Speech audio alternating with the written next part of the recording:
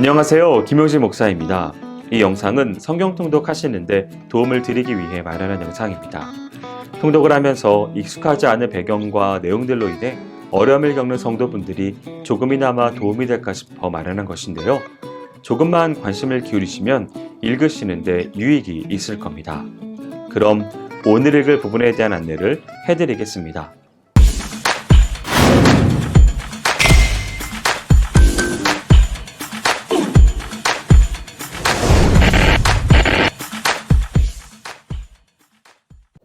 오늘 읽을 본문은 느헤미야 11장에서 13장까지 그리고 시편 126편입니다.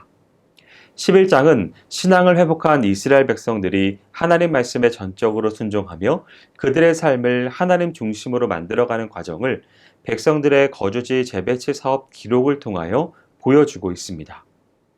1절에서 24절은 유대 백성들을 예루살렘과 각 성읍에 재배치하는 장면이 소개됩니다. 느헤미야가 1차적으로 사용한 인구 재배치의 방법은 제비뽑기였습니다. 이를 통해 인구의 10분의 1에 해당하는 사람들이 예루살렘 성의 거민으로 선택되었는데 그들이 기꺼이 그러한 결과에 승복하였습니다. 본문에 나타난 예루살렘 거민은 일반 백성들, 제사장들, 레위인들, 성전 봉사자들의 순서로 소개되고 있는데 그중 제사장들의 숫자가 1192명으로 가장 많습니다. 25절에서 36절은 예루살렘 거민 이외의 백성들이 거주한 성읍들을 소개하고 있습니다.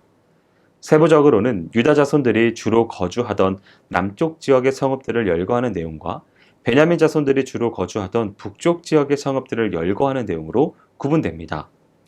한편 이곳에서 느헤미야는 여호수아의 가나안 정복 시대의 지명들을 사용하였습니다. 이는 그가 예루살렘 성벽 재건과 거주지 확보를 통해 이스라엘이 일부나마 현실적인 선민국가 회복을 한데 그치지 않고 다윗 왕국의 영화까지 회복하며 다윗 시대의 가나안 땅을 완전 회복하기를 소망했음을 보여줍니다. 12장은 성벽 재건 공사를 완전히 마무리하고 성곽 봉헌식을 거행하는 장면을 묘사하는 장입니다. 1절에서 26절은 예루살렘 성벽이 완공된 후에 실시한 1차 귀환자들의 실태 조사 결과 중 제사장들과 레위인들의 명단이 나오는 단락입니다. 그가 이런 조처를 취한 이유는 제 기능을 충분히 발휘하지 못하고 있던 성전 제사 제도를 정비하기 위해서였습니다. 또한 그는 성벽 봉헌식을 거행하기에 앞서 그 봉헌식을 담당할 자를 확인하여 준비시키기 위해서였습니다. 이 본문에서는 1차 귀환 때에 스룹바벨과 함께 돌아온 제사장들의 명단을 시작으로 스룹바벨과 함께 귀환했으며 성전 재건에 앞장섰던 대제사장 예수아의 족보와 예수아 아들인 요아김 때의 제사장 명단 및 레위 조상들의 계보와 역할 등으로 구분하여 나누고 있습니다. 이처럼 느헤미야가 종교인들의 명단을 자세히 기록한 것은 느헤미야의 관심이 성전 제사 제도의 회복을 통해 이스라엘이 다시 구속사의 주역으로 회복하는 것에 있었기 때문입니다.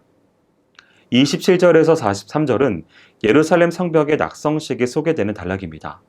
공사가 끝나자마자 곧 거행되었어야 할 예루살렘 성벽의 낙성식은 예루살렘 거민이 너무 적었던 탓에 지금까지 연기되었습니다. 하지만 이제 느헤미야의 현명한 이주 정책의 결과로 많은 사람이 예루살렘 성 안에 거주하게 되었고 또한 유대 백성들의 영적 상태 역시 가다듬어지게 되었기 때문에 느헤미야는 미루어왔던 예루살렘 성벽의 낙성식을 거행하기로 결심했습니다. 그리하여 우선 그 준비에 착수했는데 레위인들과 찬양대를 사방에서 불러 모으고 제사장들과 레위인들로 하여금 자신들은 물론이거니와 모든 백성들과 성문과 성벽을 정결케 하는 의식을 행하도록 지시했습니다. 한편 정결 의식이 끝난 후에 거행된 예루살렘 성벽의 낙성식은 무리를 둘로 나누어 성벽 위를 걸어가게 함으로써 시작되었습니다. 성벽 위를 돌던 두 무리가 다시 마주치게 되자 그들은 하나님을 찬양하며 성전으로 가서 큰 제사를 드리고 심히 즐거워함으로써 낙성식을 마무리 지었습니다.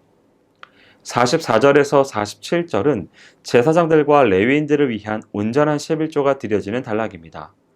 성전 제사 제도의 확립 없이는 여호와 신앙을 중심한 언약 공동체가 유지될 수 없었고, 또한 성전 제사 제도는 백성들의 온전한 11조 없이 유지될 수 없었습니다. 따라서 성벽의 완공과 영적 부흥 운동을 통해서 언약 공동체의 일원답게 살아가기를 맹세한 유대 백성들로서는 11조 제도를 율법에 따라 되살려 온전한 11조를 바치게 된 것입니다. 13장은 느헤미야의 종결 부분인가 동시에 구약 역사의 마지막을 장식하는 부분입니다. 역사적으로 볼 때 13장 이후에 신약 성경이 기록될 때까지 성경은 침묵합니다. 그 사이 말라기 예언이 나오지만 이는 역사의 흐름과는 상관이 있지 않습니다.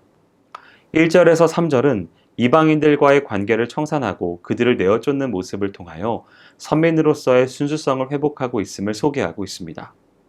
그런데 특별히 본문에 언급되는 이방인 축출은 암몬과 모압 사람들을 중심한 것으로서 그와 같은 조처가 취해졌습니다. 원래 암몬과 모압 족속은 아브라함의 조카였던 롯의 후손으로서 이스라엘 백성들과 우호적인 관계를 유지했어야 마땅했는데도 불구하고 광야의 이스라엘 백성들을 적대시했으며 특히 발람으로 하여금 이스라엘 백성들을 저주하도록 매수하기까지 했습니다. 따라서 그들은 영원히 언약 공동체의 일원이 되지 못하도록 율법에 의해 금지되었습니다. 4절에서 9절은 이방인 축출을 기록한 압달락과는 그 내용에 있어서 일맥상통함이 있으나 상당한 시간적인 차이를 두고 발생한 사건을 기록하는 단락입니다. 그 사건은 암몬 사람 도비아의 성전 모독 사건이었는데 이미 산발락과 결탁하여 예루살렘 성벽 공사를 방해하기 위해 온갖 술책을 다 부린 바 있는 도비아는 유대의 귀족과 맺은 혈연 관계 및 제사장 엘리야십과 맺은 친분 관계를 이용하여 성전의 큰 방 하나를 차지한 채 불이한 영향력을 행사하려고 시도했습니다.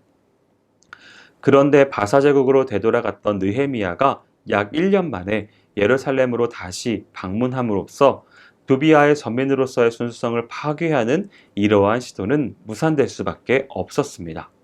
즉 예루살렘에 도착하여 도비아의 악행을 전해 듣자마자 느헤미야는 즉시 성전 정화 운동을 벌였던 것입니다. 10절에서 14절은 바사 제국으로 되돌아갔다가 약 1년 만에 예루살렘으로 돌아온 느헤미야가 두 번째로 행한 일을 소개하는 단락입니다. 그 일은 성전 봉사의 직무를 포기한 채 각자 생업을 찾아 떠나버린 레위인들을 불러 모아 복직시키는 것이었습니다. 물론 느헤미야는 레위인들이 성전 봉사를 계속할 수 없게 된 원인을 규명하여 근본적인 해결책을 강구하는 일도 있지 않았습니다. 구약 시대의 레위인들은 백성들이 바치는 11조에 전적으로 생계를 의존할 수밖에 없었는데 느헤미야가 바사 제국으로 돌아간 후에 급격히 영적으로 침체되어 버린 유대 백성이 얼마 전에 확립된 바 있는 11조를 바치지 않자 그만 레위인들 중 상당수가 성전 봉사의 직무를 포기한 채 다른 생업에 종사하게 된 것입니다. 따라서 느헤미야는 이런 사태가 벌어지도록 방치한 관리들을 꾸짖고 백성들로 하여금 11조를 바치도록 촉구하며 그 관리 책임자를 임명함으로써 레위인들이 다시 성전으로 돌아와서 전심으로 하나님께 봉사할 수 있는 여건을 조성하였습니다. 15절에서 22절은 바사 제국에서 돌아온 느헤미야가 행한 세 번째 일이 소개되고 있습니다. 안식일을 범하는 자는 가차없이 사형에 처하도록 규정되어 있는 율법에도 불구하고 당시의 유대 백성들은 안식일에 아무 거리낌 없이 노동을 하거나 상거래를 하고 있었습니다. 이러한 일은 백성들의 율법 준수 의식이 약화되어 있었기 때문인가 동시에 당시 주변에 살던 이방인들의 관습을 수용했기 때문에 발생했습니다.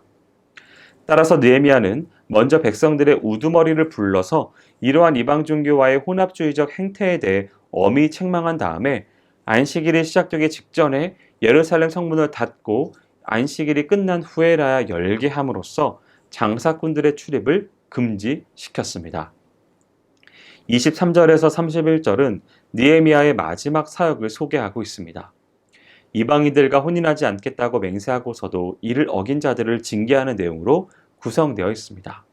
특히 본문에는 대제사장 엘리야십의 가문이 유대 백성들의 대적 산발랍과 혼인관계를 맺은 충격적인 사실이 언급되고 있는데, 이러한 사실을 알게 된 느헤미야는 당사자를 제사장 신분에서 파면시키고 유대 사회에서 축출하는 강경책을 사용하여 단호히 대처하고 있습니다.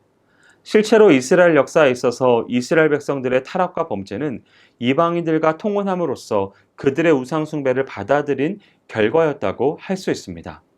그리고 느헤미야는 이방인과 통혼했던 제사장에게는 저주를, 이를 처리한 자신에게는 축복을 기원하면서 본서를 마무리하고 있습니다. 시편 126편은 바벨론 포로에서 해방이라는 역사적 배경을 안고 있는 시로서 포로에서의 해방이라는 벅찬 감격과 기쁨을 생생하게 표현하고 있을 뿐 아니라 구원을 베푸신 하나님에 대한 신앙 고백이 돋보이는 시입니다. 이 시는 이스라엘 민족이 바벨론 포로 생활에서 해방된 때를 회상하면서 그때의 벅차오르는 감격과 기쁨을 생생하게 묘사하고 있습니다. 그리고 아직 포로 생활에서 해방되지 못하고 바벨론에 남아있는 나머지 백성들을 생각하면서 저들을 해방시켜 완전한 구원을 이루어 주시기를 하나님께 간구하고 있습니다. 여기까지 느헤미야 11장에서 13장까지 그리고 시편 126편을 성경 통독하실 때 도움이 될 만한 내용을 전해드렸습니다. 혹시 이 외에 질문이 있으시거나 나누고 싶은 이야기가 있으시면 밴드나 댓글로 달아주시면 필요한 도움을 드리겠습니다. 그럼 내일 다시 만나도록 하겠습니다. 통독 화이팅 하세요!